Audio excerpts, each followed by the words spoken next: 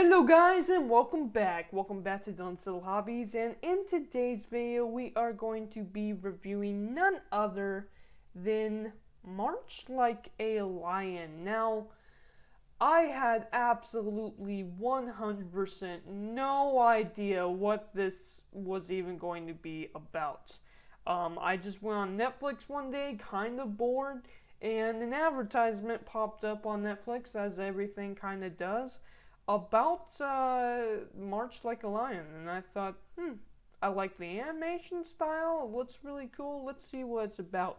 Never in a million years, if I knew what this show was actually about, would I actually have watched it. But now that I have, I actually can say this. I actually really ended up liking it. I really ended up connecting and enjoying the characters' interactions, mostly. But this is a slice of life anime, and it's not like I like slice of life episodes within action-packed animes.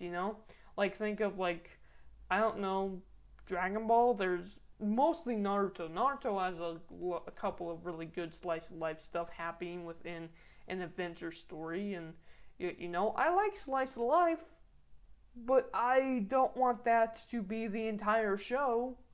If I want that, I just go and see what my regular life is like. I watch anime so I can get away from that stuff. But with that said, no, I actually really did end up liking this anime. I really did end up liking the story. But let me tell you this.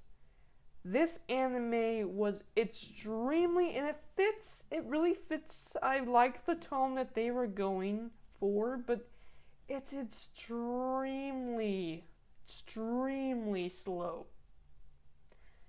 I mean, slowly paced, like extremely. I've never seen, like literally the episodes on Netflix are like 22 minutes. I thought I was there for an hour. It's extremely slow. With that said, it does have a good story. It does have likable characters.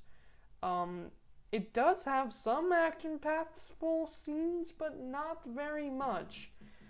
With that said, no, the reason why you should probably watch it is just because I really do like the character interactions. Let's just quickly talk about what this story is about. So, the story is about this character named Ray, and he's a chess player. Yep. Well, no, he's a Japanese chess player. What do they call it? Shogi, I believe that's what it's called. Shogi. So he's a shogi player. He's a world champion shogi player, and he just kind of goes throughout pretty much his normal life, and he has pretty much, as everyone does, kind of a sucky life, but he finds enjoyment in these short and small moments of life with his friends, which is he meets this family that lives down the street from him with Akira, Hinata, Momo, their grandfather, and they just kind of invite him in. He becomes quickly friends with them, and I really like how it really sets up how warm and inviting their home is compared to his. Like, he's always cold off and alone, doesn't ever want to bother anyone or anyone to bother him. But whenever he's over there, he sees how warm and inviting the place is, and I really like how they really express that within the colors of the show. In the smiles and the acting and everything, the animation, it all just works together to create something that is really kind of special. And then the best character is actually Hinata, and Hinata actually goes through a lot growing up in the show, dealing with school problems, and Ray dealing with family problems, and they lost their original parents, so you have them going through the process of grieving as well, and it's a really slow anime, but the reason why is because it lets everything sink in, and every single moment in the anime. Well, while it's super happy and joyful, whether it's a sad moment, whether it's a goofy moment, it just lets the scene just invites you in and it makes you sink in. With that said, I will say this.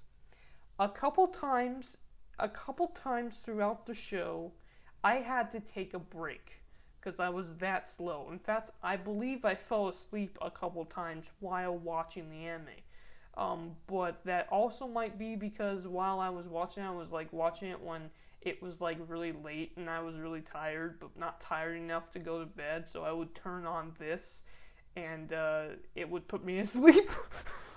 Okay, not good, not good.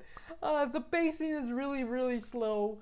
And some parts of it can be kind of, well, boring as hell. But when you actually take a moment to watch and react, like, I really felt like, and not a lot of shows can do this. I think the shows that really can do this, that can pull you into its own world, are the best of the shows out there. And not a lot of shows do this. Anime actually does this quite well, and I think this anime does it perfectly. I really, whenever there were moments throughout the show, I found myself forgetting that I was not in the room with Rei, with Akira's family and Hinata's family. I felt like I was actually physically there, enjoying the show, taking every single moment, every single frame in. It's such a good show because of that. With that said, it's impossibly slow. Like, I have never seen a more slow anime ever. And maybe this is just a slice of life anime thing, you know, to pull in pull you into the story and let every single moment sink in, whether it's joyful, sad, doesn't matter, and let you just kind of experience the show within the show. It's actually a really interesting experience, and I do that with a lot of the shows, but this one really synced me in. I really enjoyed the character, and there's even this other character, I can't remember his name, but there's this fat boy who plays chess, right? I keep saying chess, it's shogi, who plays shogi with Rei, and I like how at first Rei thought he was just an annoying little jerk that kept popping up. He wasn't a jerk, but kept popping up just to annoy the heck out of him, some rich fat kid. But then you get to notice that this rich fat kid has some problems of his own. I mean, his weight is a huge issue throughout the show, and whenever it's super hot, he passes out and stuff like that. And so him and Rei, he kind of feels bad for him, and he kind of befriends him. And eventually, later on, when Rei is in trouble at a shogi match, it's him that actually encourages Rei to move on and play shogi and master the game again. So I just really like the characters and like the world that they set up. With that said, I did fall asleep a couple times. It's extremely slow. It's a great anime, but it's extremely slow. But let me know down in the comments below. I'm not talking much about in terms of the story because, well, simply put, the story is the entire show, and it's like it's really a slice of life anime, that's for sure. But I'm kind of interested. Are there any other slice of life animes? Something hopefully a little more action packed than March Like a Lion?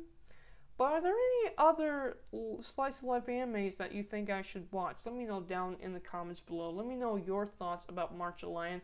I really did end up liking the show, and it really did end up sinking me into the scenes, bringing me into the show. That's something that I really liked that it was able to do, and the bright colors, and even the dark, dingy colors. It's just such a great animated show, and it's so fluent with its animation as well. It's actually a spectacle to watch.